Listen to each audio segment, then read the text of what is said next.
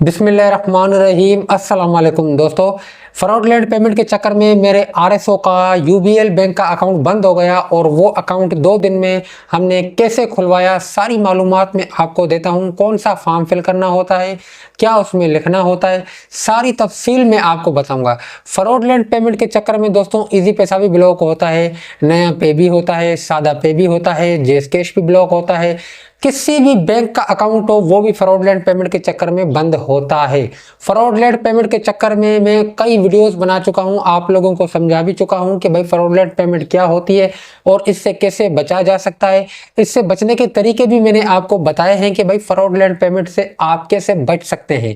तो दोस्तों आज की वीडियो का जो टॉपिक है कि फ्रॉडलेंट पेमेंट के चक्कर में मेरे आरएसओ का यूबीएल अकाउंट बंद हो गया, वो हमने कैसे खुलवाया, सारी जानकारी मैं आपको इस वीडियो के अंदर देता हूं। दोस्तों होता क्या है, दिसंबर के महीने में उसके पास 3,000 रुपए की ट्रांजैक्शन आई है।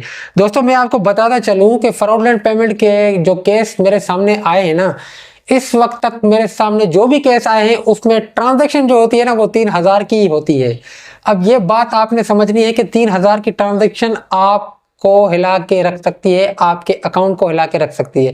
मेरे सामने जितने भी केस आए हैं फ्रॉडलेंट पेमेंट वाले, वो 3,000 वाले ही आए हैं। 3,000 की जो ट्रांजैक्शन हो उससे आपको थोड़ा डरना चाहिए दोस्तों। अब मेरे आरएसओ के पास दिसंबर के महीने में 3,000 की ट्रांजैक्शन आई। वो नॉर्मली आती रहती है, उसको पता नहीं था कि भाई ये ट्रांजैक्शन जो है ना वो फ्रॉडलेंट पेमेंट की है। क्या हुआ इस महीने, ये महीना कौन सा चल रहा है, फरवरी के महीने में एक हफ्ता पहले उसके पास एक मेल आया कि भाई, उसके पास नहीं आया, जिस ब्रांच में उसका अकाउंट था उस ब्रांच में उसका मेल आया कि भाई आपके इस जो है ना क्लाइंट का अकाउंट जो है हमने फ्रॉडलेंट पेमेंट के चक्कर में ब्लॉक कर दिया है और इसके अकाउंट में 3,000 की फ्रॉडलेंट की पेमेंट आई है और इसकी कंप्लेन है। ठीक है भाई। अब वो मेरा आरएसओ परेशान कि भाई पेमेंट मेरे पास कब आई है, किसने भेजी है। अब उसको दिन में सैकड़ों लोग पैसे भेजते हैं, किसी ने 20,000 भेजे, किसी ने 30,000, किसी ने 5,000, किसी ने 10,000, किसी ने 2,000, किसी ने 3,000। उसको क्या पता कि भाई ये 3,000 कहाँ से आए हैं, क्या किया। क्योंकि बैंक जो होता है ना, बैंक में जो बंदे होते हैं वो डेली वेजेस के होते हैं, वो हमें जानते हैं क्योंकि हम डेली वेजेस पे काम करते हैं, डेली वेजेस पे डिपॉजिट करते हैं। तो वो हमें जानते हैं कि भाई ये बंदा इस अकाउंट को किस पर्पस के लिए इस्तेमाल कर रहा है और इसका जो ब्लॉक हुआ है तो वो थोड़ी हेल्प भी करते हैं। तो उन्होंने बोला कि भाई हमारे पास भी मेल आया है कि भाई आपका अकाउंट 3,000 के केस में बंद हो गया है। अब आपने क्या करना होगा, वो उसको बता रहा था। बैंक का जो अंदर था नुमाइंदा जो बैठा हुआ था, कैशियर था या काम कर रहा था, कुछ भी था, वो उसको बता रहा था कि भाई अब हम आपको एक फॉर्म देंगे, वो फॉर्म आपने फिल करना है। अब वो फॉर्म क्या था, उस फॉर्म में क्या लिखना था, ये सारी मालूमात मैं आपको बताता हूँ। आप एक गलती कर लेते हैं ना, मैंने थंबनेल पे लिखा है कि आप जो अल्फाज इस्तेमाल करते हैं इस अल्फाज की वजह से आपका अकाउंट नहीं खुलता है। तो दोस्तों आप कौन सी गलती करते हैं, आपने कौन सी गलती नहीं करनी है।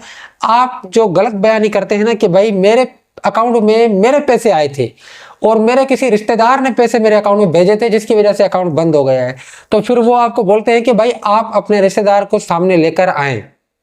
जब आप ऐसा बोलेंगे कि भाई मेरे रिश्तेदार ने मेरे अकाउंट में पैसे भेजे हैं, तो फिर वो बोलेंगे कि भाई अपने रिश्तेदार को भी लेके आए और उसके शनाख्ती कार्ड की कॉपी भी लेके आए। अब आपको तो पता ही नहीं है कि भाई ट्रांजैक्शन किसने की है, क्योंकि हेल्पलाइन पे जब आप कॉल करेंगे कि भाई मेरा अकाउंट क्यों ब्लॉक किया गया है, तो वो भी आपको सिर्फ और सिर्फ फिगर बताएंगे कि भाई इतने रुपए की ट्रांजैक्शन हुई है और वो आपको नाम वगैरह कुछ भी नहीं बताएंगे। तो आपको कैसे पता चलेगा। तो इसका सोल्यूशन क्या है दोस्तों, इसका सोल्यूशन ये है कि बैंक वाले आपको फॉर्म देंगे, आप उस फॉर्म के अंदर लिखेंगे कि भाई इस बंदे ने जो मुझे पैसे भेजे इसको मैं जानता ही नहीं हूं, आपने उन पैसों से लाताल्लुकी करनी है।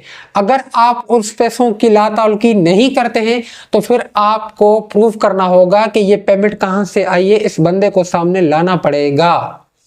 अगर आप लाताल्लुकी करते हैं तो वो पैसे आपको नहीं मिलेंगे, कितने की भी ट्रांजैक्शन हो वो पैसे आपको नहीं मिलेंगे। आपका अकाउंट अलबत्ता 2 बिजनेस डेज में खुल जाएगा।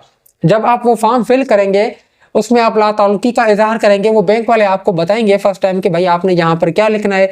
आपने सिर्फ उनको ये बताना है कि भाई मैं उसको नहीं जानता जिसने मुझे पैसे भेजे, बकाया वो खुद आपको बताते जाएंगे। आप वहां पर लिख देना कि भाई ये बंदा, इस बंदे ने मुझे पैसे भेजे, मैं इसको जानता ही नहीं हूँ, काइंडली आप इस पैसों को मेरे अकाउंट से माइनस करके मेरा अकाउंट दोबारा से बहाल कर दीजिएगा, ताकि मैं अपने अकाउंट को प्रॉपर तरीके से ठीक यूज कर सकूं। बाकी ये जो मेरे अकाउंट में पैसे आए हुए हैं, इनसे मेरा कोई किसी किस्म का लेना देना नहीं है, ना ही मैं जानता हूं कि ये ट्रांजैक्शन मेरे अकाउंट में कब हुई है। इस तरह से दोस्तों आपने लाताल्लुकी करनी है।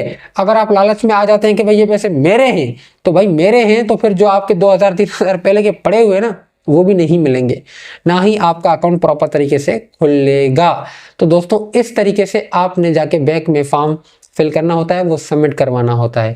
अगर आपका इजी पैसा का अकाउंट ब्लॉक है या फिर आपका जेस कैश का अकाउंट ब्लॉक है, तो आप कमेंट्स करें, मैं आपको बता दूंगा कि जेस कैश और इजी पैसा का अकाउंट फ्रॉडलेंट पेमेंट के चक्कर में अगर ब्लॉक हो चुका है तो वो कैसे खुलवाया जा सकता है।